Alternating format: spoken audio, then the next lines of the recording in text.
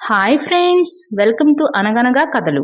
ఈ రోజు చెప్పే కథను చూడండి. నచ్చితే లైక్ చేయండి, షేర్ చేయండి, కామెంట్ చేయండి. సబ్స్క్రైబ్ చేసుకోకపోతే ప్లీజ్ సబ్స్క్రైబ్ చేయండి.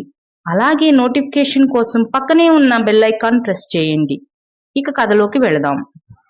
అనగనగా ఒక గ్రామంలో త్యాగయ్య అనే ఒక వ్యాపారి ఉండేవాడు. అతడికి ఒక్కగానొక్క కొడుకు త్యాగరాజు. ఒకరోజు అనుకోకుండా త్యాగయ్యకి రోడ్డు ప్రమాదంలో కాలికి దెబ్బ తగిలింది. దాంతో వైద్యుల వారు ఒక 10 రోజులు విశ్రాంతి తీసుకోవాలని చెప్పారు. అయ్యో, ఈరోజు మా తమ్ముడు డబ్బులు ఇస్తానని చెప్పాడు. వాడేమో నేను వెళితేనే ఇస్తాడు, ఇంకా కొత్త వ్యక్తులు ఎవ్వరు వెళ్ళినా ఇవ్వడు. కానీ ఆ డబ్బులేమో వ్యాపారానికి అత్యవసరం. ఏం చెయ్యాలి అని తెగ బాధపడసాగాడు త్యాగయ్య. నాన్న, నేను వెళ్ళి తీసుకురానా అన్నాడు త్యాగరాజు. అమ్మో, నువ్వా?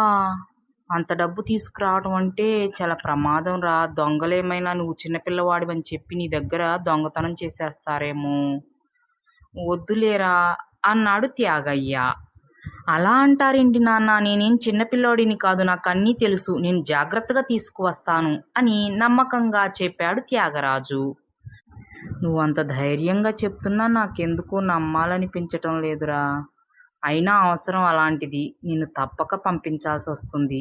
కానీ ఈ పెట్టె తీసుకుని వెళ్ళి ఇందులో పెట్టుకుని తీసుకురా, అప్పుడు డబ్బు జాగ్రత్తగా ఉంటుంది అని చెప్పి ఆ పెట్టె ఇచ్చి జాగ్రత్తలు చెప్పి మరీ పంపించాడు త్యాగయ్య. తండ్రి ఇచ్చిన పెట్టెను తీసుకుని బాబాయి వాళ్ళ ఊరు నడుచుకుంటూ వచ్చాడు త్యాగరాజు. ఏంట్రా రాజు, నువ్వు ఒక్కడివే వచ్చావు? మీ నాన్న ఏడి అని అడిగాడు రాజు వాళ్ళ బాబాయి. బాబాయ్, నాన్నకి కాలికి దెబ్బ తగిలింది. 10 రోజులు విశ్రాంతి తీసుకోవాలని వైద్యుల వారు చెప్పారు. అందుకే నన్ను పంపించారు అని జరిగింది చెప్పాడు త్యాగరాజు. అవునా? అయితే కాస్త నాన్నని జాగ్రత్తగా ఉండమని చెప్పు. అలాగే ఈ డబ్బుని కూడా నువ్వు జాగ్రత్తగా తీసుకువెళ్ళాలి అని డబ్బుని ఇచ్చాడు రాజు వాళ్ళ బాబాయి. సరే బాబాయ్ అని ఆ డబ్బుని తీసుకుని ఊరు బయలుదేరాడు రాజు.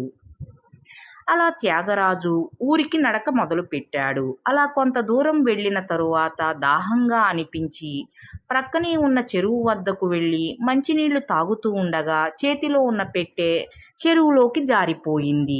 ఆ పెట్టె అలా వెళ్ళిపోతుంటే, నా పెట్టె చెరువులోకి పడిపోయింది, ఎవరైనా ఈత వస్తే వెళ్ళి తీసుకువచ్చి నాకు ఇవ్వరు, లేదంటే మా నాన్న నన్ను చంపేస్తాడు అంటూ పెద్ద పెద్దగా అరుస్తూ ఏడవసాగాడు త్యాగరాజు. ఇంతలో త్యాగరాజు వెనకే వస్తున్న ఒక వ్యక్తి, బాధపడకు బాబు, నేను వెళ్ళి తీసుకుని వస్తాను అనుకుంటూ చెరువులోకి దూకి ఆ పెట్టెను తీసుకుని ఒడ్డుకు వచ్చి త్యాగరాజుకి ఆ పెట్టె ఇవ్వకుండా అక్కడి నుంచి పారిపోయాడు. అయ్యో, దొంగ దొంగ, నా పెట్టె తీసుకుని పారిపోతున్నాడు అనుకుంటూ ఆ దొంగ వెనకే కొంత దూరం పరిగెత్తి ఇక దొంగ అందక ఏం చేయాలో తెలియక తిరిగి గ్రామానికి వచ్చేశాడు త్యాగరాజు. అయితే ఖాళీ చేతులతో వచ్చిన త్యాగరాజును చూసి, ఎరా రాజు, నీ చేతిలో పెట్టె ఏది అని కంగారుగా అడిగాడు త్యాగయ్య. పెట్టె దొంగ ఎత్తుకుపోయాడు నాన్న అని బాధగా చెప్పాడు త్యాగరాజు. భయపడిందంతా జరిగింది. నేను వద్దురా అంటే నా మాట విన్నావా? నేను వెళ్ళి తీసుకువస్తాను నాన్న, జాగ్రత్తగా తీసుకువస్తాను అని చెప్పి తీరా ఇప్పుడు పెట్టె దొంగ తీసుకుని వెళ్ళిపోయాడని చెప్తున్నావా?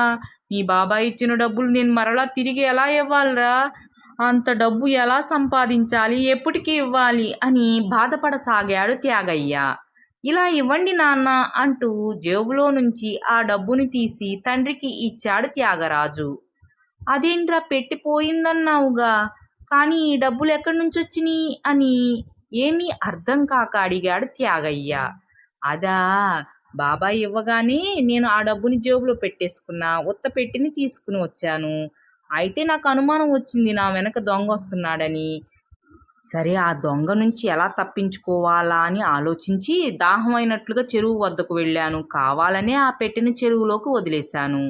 ఆ దొంగ నిజంగానే ఆ పెట్టెలో డబ్బు ఉందనుకుని, నేను చిన్నపిల్లాడిని కదా, ఏమీ చేయలేనని చెప్పి చెరువులోకి దూకేసి ఆ పెట్టె తీసుకుని పారిపోయాడు. ఇక అప్పుడు ప్రశాంతంగా మన ఊరు వచ్చేసాను నడుచుకుంటూ అని జరిగింది చెప్పాడు త్యాగరాజు. త్యాగరాజు తెలివితేటలకు త్యాగయ్య, అతడి భార్య మురిసిపోయారు.